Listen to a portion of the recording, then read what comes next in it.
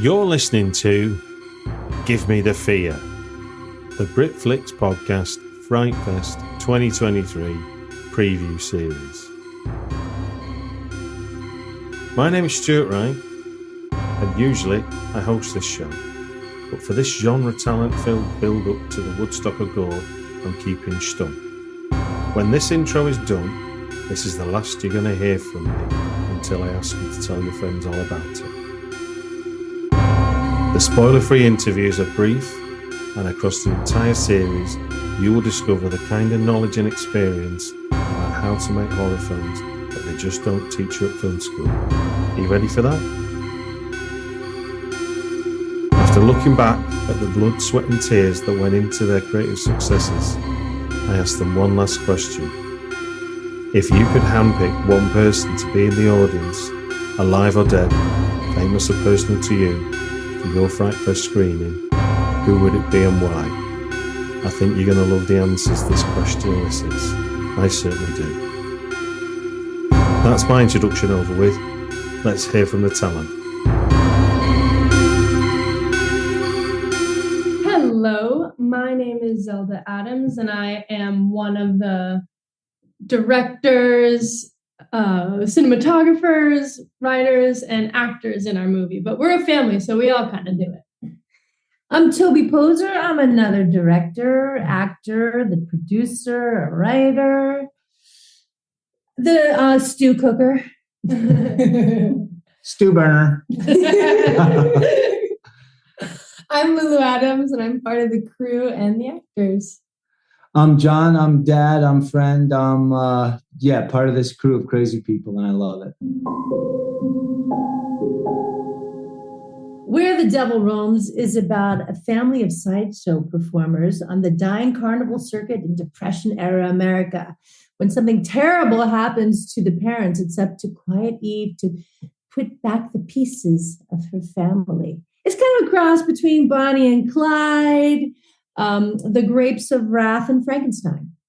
Oh my God, she nailed that shit! Holy crap! I was like, no one else said it. Send a recording of that story, because that's the fucking one right there. That was great. Pre-production. What's that? That's it. Well, pre-production, there is a great, I'll just share a story from pre-production. So when we were on the festival circuit for Hellbender, we just started hitting every single thrift shop, secondhand store we could find, starting to collect tchotchkes and clothing that we could use for Where the Devil Roams for the 1930s. And it was fun just driving across America, particularly middle America, has great secondhand stores, and just collecting our arsenal wardrobe we had a really big cast for this one, the carnival. I got a good one. We were just wrapping up our kind of tour of Hellbender, and we had such a great time, all of us together. And we were driving to the city with Zelda, and she was about getting ready to go to college at that time. And she turned around and said, "Hey, before I go to college, do you think there's time to just squeeze in one more movie?" And so we did. One of my favorite memories from shooting this movie is one of the war scenes. One of the actors is my boyfriend, actually, in real life. And something pretty violent happens to him by the hands of my dad in real life and in the film. And it's very, very funny, because when anyone asks, John, how did you deal with your daughter's first boyfriend? He can honestly say that he cut off his head. With a rusty saw. And then I leave it at that, and people just look at me like, I can't tell whether this guy's for real. One of my favorite ones was some people were coming to film us doing our thing. And, we wanted to look all cool, wanted to look like we know what we're doing. And that day, this old car that we were using is broken down. We just can't drive it. We can't get it on the road. Done. We're like, fuck, we got to deal with this real quick and look really cool. And so John and I grabbed some dead branches on the floor and we would run them across the windshield so it looked like the reflection it was driving, and we twist them so they look like different branches as you run back and forth again and again. And then I would sit on the back hood of the car to bounce it irregularly like they were driving down the road. It was the most janky. It was great. Yeah. And it worked. Yeah. The 31 Chevy was one of the big stars, maybe the biggest stars of the movie. And she had a lot of attitude. Sometimes she liked to work. Sometimes she didn't want to work. But she was always beautiful and always natural. Yes. Well, it was really fun getting to work with Lulu, who was here for a brief time in between her wanderings all over the world. I think it was right before she was offered to Korea. And so there's a scene, without spoiling too much, where we had to position a shard of mirror so that you could see both my face and Lulu's reflection in the mirror, which was tricky, but succeeding was one of my favorite shots in the movie. The last scene in the movie was, we didn't know what the last scene in the movie was going to be until we were almost done. We like to shoot and then edit, shoot, then edit. So the movie was kind of edited as we neared the end of shooting, and we weren't sure what the last scene was. But when we realized what it was, it was like a cinder block fell out of the sky. And Zelda did not want to be present for that shoot. How's that for a teaser? I would love to see Boris Karloff out in the audience for Where the Devil Roams, because I think he would have a huge laugh at what we did with the Frankenstein idea. Mm-hmm. I would love to have Norma Desmond, well, the character Norma Desmond from Sunset Boulevard, when she walks down the stairs and she's very dramatic and she says, "I'm ready for my close-up, Mr. DeMille." Well, that was kind of like our Chevy. Our 31 Chevy was our little diva. And I think there were a couple other divas in the making in the film. And so I would love to see what a real diva would think of our strange little Carney sideshow act. If I were to have someone in the audience, I would want it to be Mia Goth, just because I think I have a girl crush on her, and because I think she's the new queen of horror. She's an amazing actress, and I think her presence just in the room would mean a lot to me, and then I would try to go up to her afterwards and cast her in our next movie. Genius. I would love to have Julia Ducournau at our films, just to have her opinion and to be in her presence. My name is Quarxx. I am a French filmmaker and an author. I used to work also as a painter and a photographer, but that was in another time. I am the author and the film director of PANDEMONIUM. PANDEMONIUM is also my second feature film, and I've directed All the Gods in the Sky a few years back. So PANDEMONIUM deals about the character of Nathan.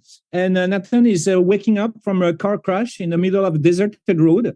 And slowly but surely he is starting to understand that he didn't make it, that he's actually dead. And he will have to face the consequences of his past action, and he will have to go to hell.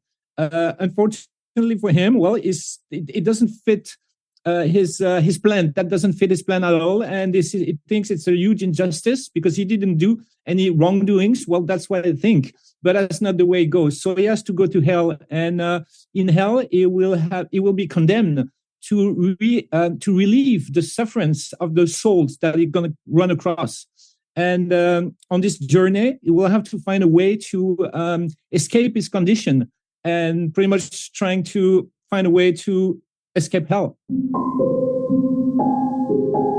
The script development, script development, the process was a little bit weird because at that time I was working on a film script, on a film project that was developed with a production company. And we had so many problems with that script. I was working on that script for 3 years and it was going back and forth. And there were so many advice and so many ideas and so many people going on to the script that I hate working like that. I'm a loner when I write. And that time it was too many people involved. And I really needed to take a break because I was feeling lost on that project. So I took a break. I said, that's it. I'm going to retire from that project for a few months and I will return after that. But on that period, I wanted to go back to the roots of what gave me make me want to become a filmmaker.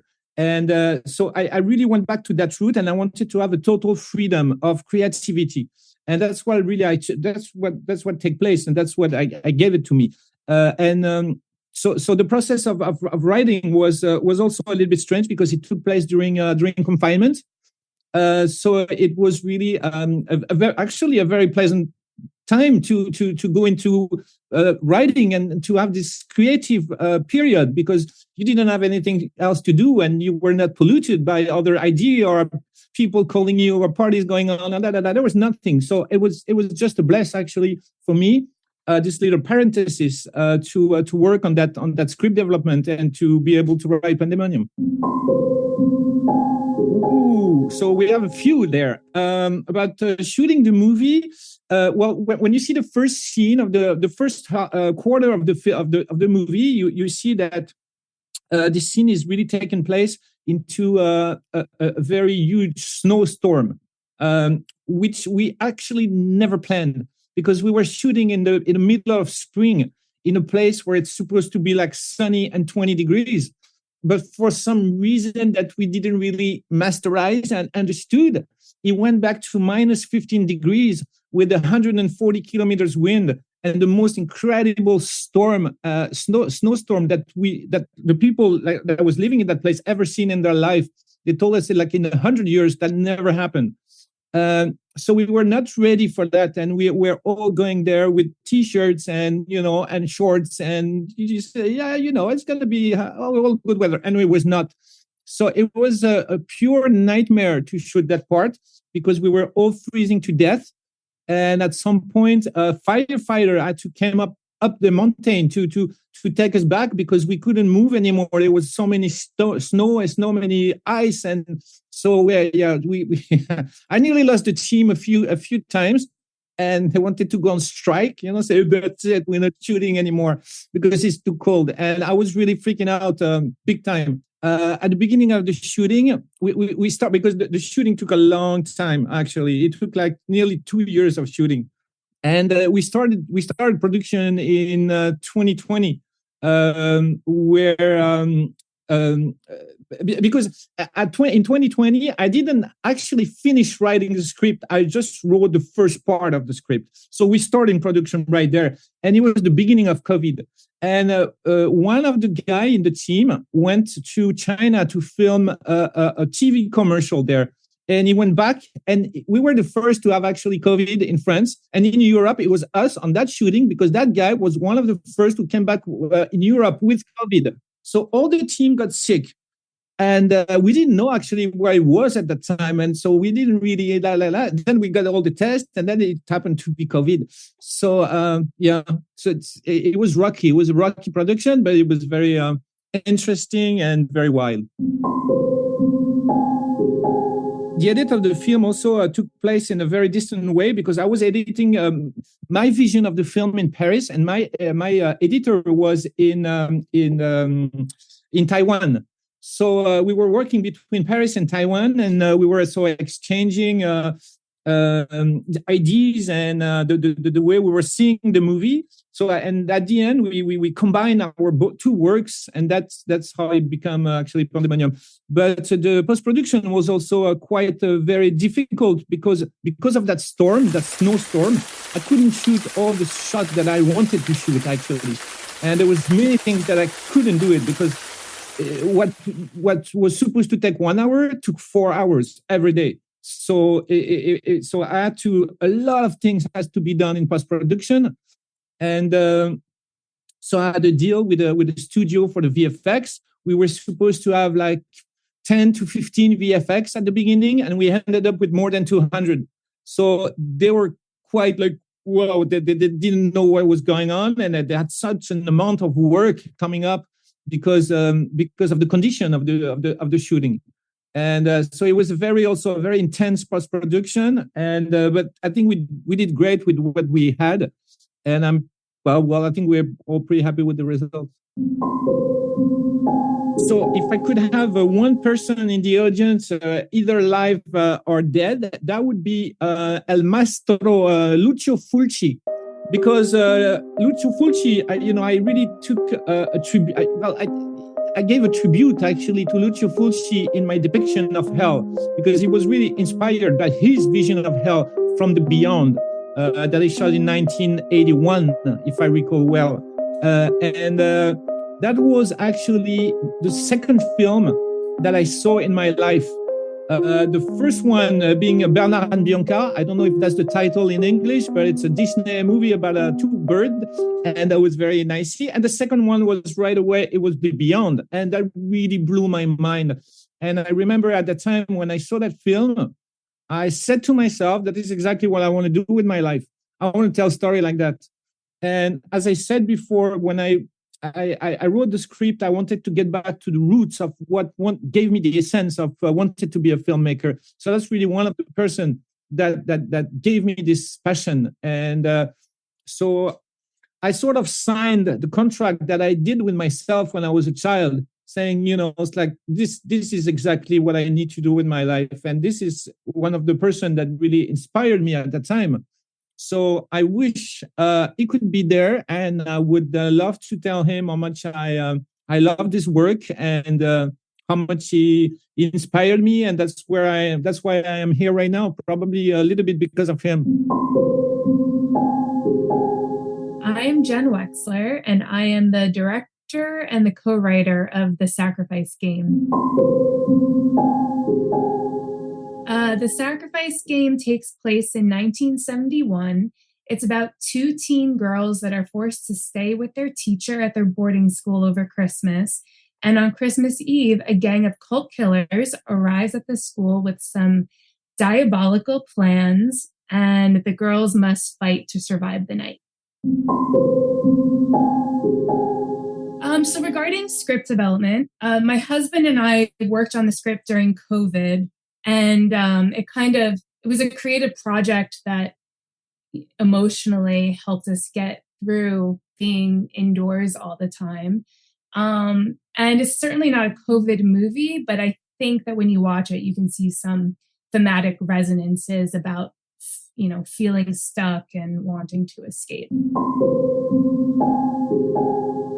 The Sacrifice Game takes place at a boarding school mostly, and the setting of the school is like a character in the movie. So finding the right location was incredibly important. And I was connected with, through my producer on The Ranger, Heather Buckley. She introduced me to producers Phil Kalin and Albert Melamed out of Quebec. And I went to Quebec and did a location scout, and we went to a bunch of schools, but they brought me to this old abbey, this old monastery called Oca's Abbey, like about a half hour outside of Montreal. And it was just like such a magical place. I felt like I could like feel the magical energy just from stepping onto the property. And ultimately it worked out. We got to shoot there, and we got to take over the monastery to shoot the movie. And except for one day, we were shooting on this property. So for anybody who's made a movie, you can understand the value of getting to come back to the same location every day, and getting to have all your equipment there, getting to have all your production offices there, not having to constantly been on the move, which I've had to do on other productions. And also what was so special about this place was there's so many different looks, like so many different rooms. So that's really important to me when making a movie, is to keep the eye entertained. And if you do return to a location, like How can we change up the location that makes sense for this part of the story? What is that location's little story arc? Does that develop in any kind of way? So you can see when you watch the movie, the lighting changes based on where we are in the characters' journeys. The lenses that we choose are different and whatnot. And on top of all of that, it might have been a little bit haunted, this monastery. I didn't experience anything personally, but my producers saw a bunch of candles, like candlesticks, just fall down by themselves when they were having a meeting in like a side room. And then some of our crew said there were like weird noises and weird lighting when they were like doing some work in the basement. And I didn't personally experience anything, but I was like so deep in my headspace for, shooting the movie. I feel like I was like not letting any of the ghosts in. I was like, stay out of my headspace, ghosts. I just want to focus on the movie. So making a movie is all about the details at every stage of the process. So when we were in post-production, on our last day of picture lock, we literally had one last sequence to finesse, and we like had to get our picture lock cut in.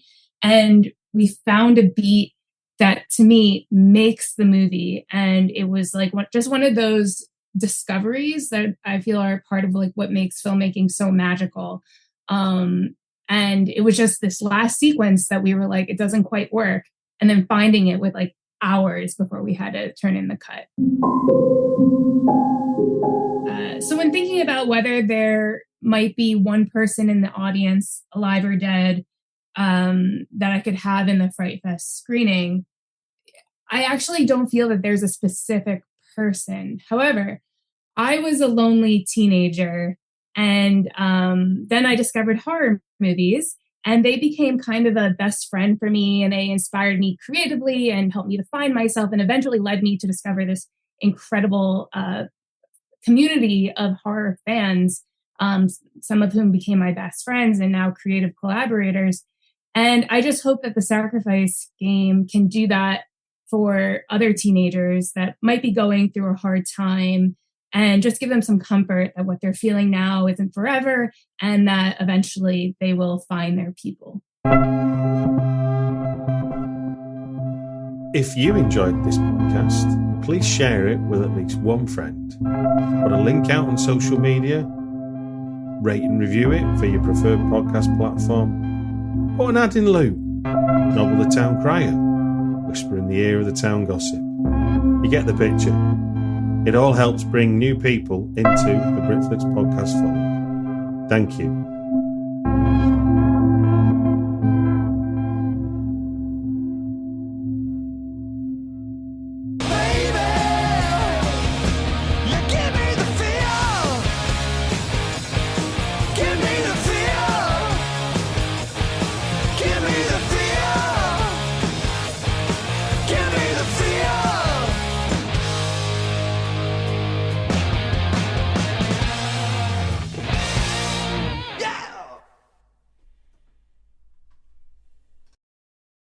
Prime Day is coming July 16th and 17th. With epic deals exclusively for Prime members, you'll feel like you just won an award.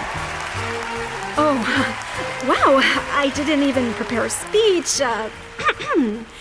I'd like to thank my family for always needing stuff. Also Sam, my delivery guy, for bringing all my awesome deals so fast. You're the man, Sam! Shop deals on electronics, home, and more this Prime Day, July 16th and 17th.